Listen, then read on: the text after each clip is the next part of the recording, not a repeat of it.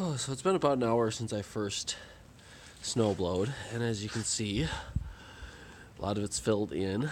Tried to shovel a little bit of it here, but then a lot of it filled back in again.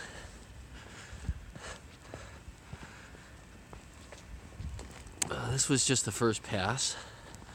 It's about 5 o'clock now, 1:45 or so, so a little bit before.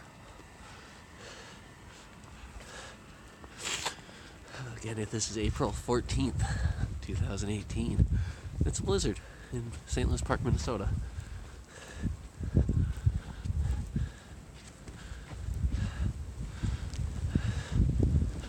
Going around to the front here, I do swear that I actually did do some work here, even though sometimes it's kind of hard to tell.